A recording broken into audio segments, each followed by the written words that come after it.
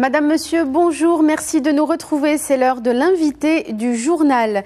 Aujourd'hui, on revient sur cet attentat qui a touché hier à l'est de la capitale malienne, Bamako, un centre de villégiature très prisé par les expatriés occidentaux. Cet attentat aurait fait, selon le dernier bilan fourni par les autorités maliennes, 4 morts, 3 civils et 1 militaire. 4 assaillants ont également été tués et 5 suspects ont été arrêtés. Le Mali, on le rappelle, vit sous état d'urgence depuis l'attentat qui avait touché l'hôtel Radisson Blu en novembre 2015. Cet attentat avait fait 20 morts. Pour y voir un peu plus clair sur cette situation au Mali et sur la menace terroriste qui pèse sur le pays, mais aussi sur la région, nous recevons aujourd'hui M. Khalid Chegraoui, directeur du Centre d'études Afrique et Moyen-Orient. Merci beaucoup, professeur Chegraoui, de nous avoir rejoints. Je vous en prie.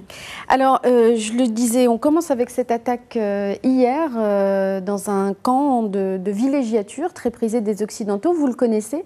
On en parlait tout à l'heure, il est à l'est de la capitale Bamako. Pourquoi ce type de cible est aujourd'hui privilégié par les auteurs de ces attentats? Déjà, on le voit très bien en ce qui concerne l'ensemble de l'espace sahélo-saharien et même en Afrique de l'Ouest. L'ensemble des djihadistes, qu'ils appartiennent à l'AQMI ou à d'autres formations, généralement, ils ciblent les places plus ou moins sécurisées ou très loin des espaces de sécurité ou plus ou moins contrôlés par les sécurités, que ce soit étrangères ou maliennes. Deuxième chose, et surtout ce qui fait la cible adéquate pour ces djihadistes, c'est surtout la présence d'étrangers, que ce soit des expatriés, des membres des ambassades ou des membres aidant ou faisant partie de cette aide internationale pour sécuriser le Mali.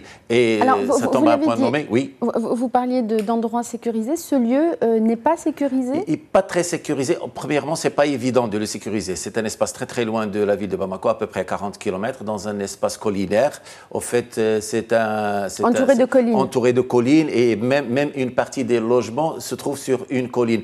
Très difficilement c'est-à-dire sécurisable. Il y a bien sûr le portail, l'entrée, elle est sécurisée avec des gardes. On vérifie l'entrée, mais le problème, c'est qu'on ne peut pas poster un policier ou un militaire à chaque point nommé de la Parce que c'est un espace naturel ouvert. C'est un espace naturel ouvert. D'ailleurs, il est fait ainsi du moment que c'est un espace de villégiature des Bamakois, et principalement pour vivre en termes de nature et en bonne harmonie avec la nature. Mais ce que ça veut dire aussi, c'est que vu cette configuration, le bilan aurait pu être du coup beaucoup plus lourd. Effectivement, il aurait pu être beaucoup plus grave et ça aurait pu être un carnage du moment que les assaillants sont entrés. Ils étaient assez nombreux, à peu près. En fait, on ne connaît pas jusqu'à aujourd'hui le nombre, mais au minimum, ils étaient entre 9 et 10, avec 2 moyens de locomotion, voiture et moto.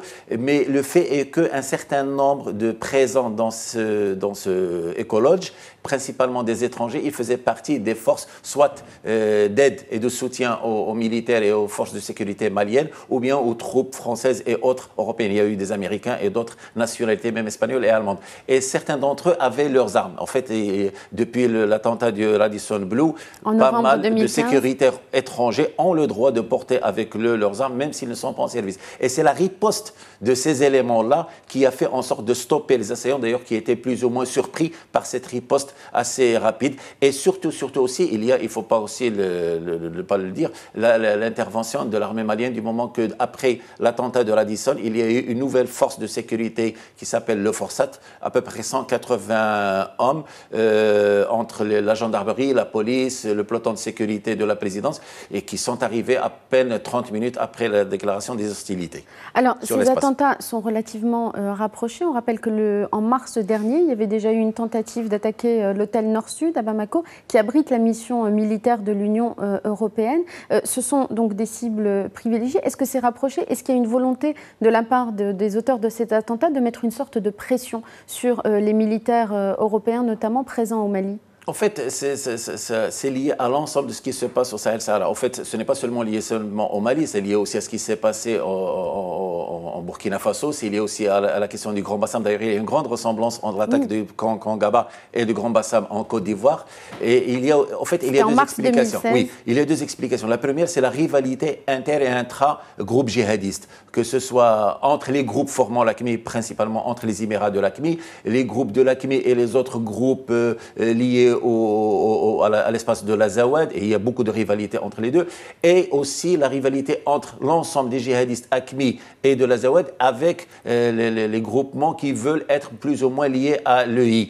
Et il y a aussi le fait qu'il y a deux autres catégories de choses qui vont pousser à cette évolution de l'insécurité dans l'espace. Premièrement, les changements préconisés par les directions françaises et principalement par l'Élysée pour augmenter le nombre des forces du G5 en Afrique, de l'Ouest. Emmanuel Macron doit d'ailleurs se rendre là-bas le 2 juillet pour en parler. Et ça fait partie en fait de son ancienne visite au mois de mai à Gao. Et surtout le fait aujourd'hui, on parle d'une presque impossibilité d'appliquer en bonne et due terme le règlement d'Alger. D'ailleurs, les protagonistes au nord du Mali n'arrivent pas encore à se mettre d'accord c'est-à-dire sur l'application de ces règlements. Et surtout aussi, il faut parler de l'État malien qui peine encore à sécuriser son nord et surtout à mettre en place une véritable malgré toute l'aide apportée par les forces européennes?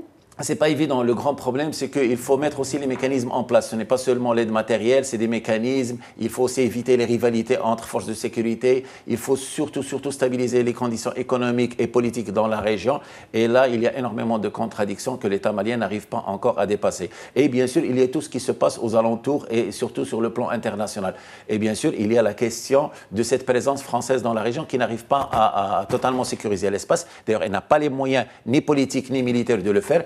Et là, je pense qu'il y a... Et le coût humain devient élevé aussi. Tellement élevé. Et il y a un appel à ce que les pays en place, principalement ouest-africains, assument leur entière responsabilité. Mais là, il y a autant de contradictions aussi, à travers un certain nombre de contradictions des agendas politiques des uns et des autres, comme l'agenda algérienne qui est en contradiction totale avec l'agenda française, l'agenda mauritanienne qui est en contradiction avec l'agenda sénégalaise et autres. Espérer une force régionale pour répondre à ce danger terroriste et d'instabilisation de la région, jusqu'à maintenant, on parle d'une force de 10 000 hommes, mais le problème, c'est que où est-ce qu'elle sera stationnée, le matériel, l'appui financier, l'entraînement qui va prendre beaucoup de temps. Jusqu'à aujourd'hui, la seule force capable d'intervenir à n'importe quel moment aujourd'hui dans l'espace, c'est la force tchadienne qui est assez rodée à ce genre de métier, à ce genre d'action. Les autres armées sont tellement faibles et moins outillées et je pense que ça va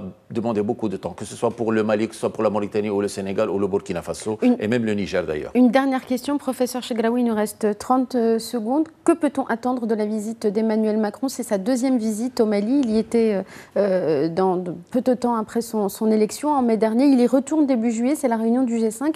Que peut-on attendre de cette réunion? Mais il est clair que la France est en train de changer sa politique d'intervention militaire dans la région. Elle ne peut pas assumer le coup toute seule. Il y a un appel aux Européens à intervenir beaucoup plus amplement dans ce cadre-là. Il y a aussi un appel à ce que les Africains assument leurs responsabilités et surtout revoir les modalités de l'application du règlement d'Alger sur le terrain malien. Et là, je pense qu'il y a une nouvelle vision, une nouvelle forme d'appliquer ce règlement. Il peut y avoir une nouvelle dynamique? Espérons-le avec la nouvelle dynamique, avec la nouvelle présidence. Mais là, il va falloir que les Africains aussi s'y mettent et qu'ils y mettent du leur et qu'ils oublient un certain nombre de contradictions partisanes, locales ou régionales afin de pouvoir mettre en place de véritables moments de paix dans le nord du Mali, du moment que toute instabilité du Mali va générer plus d'instabilité dans l'ensemble de la région. Merci beaucoup, professeur Chegraoui, d'avoir été avec nous aujourd'hui pour un peu mieux comprendre la situation au Mali. Merci infiniment. Je vous en prie. Merci à vous tous de nous avoir suivis. Restez sur Médien TV, l'information continue dans un instant. On vous donne rendez-vous demain avec un nouvel invité du journal.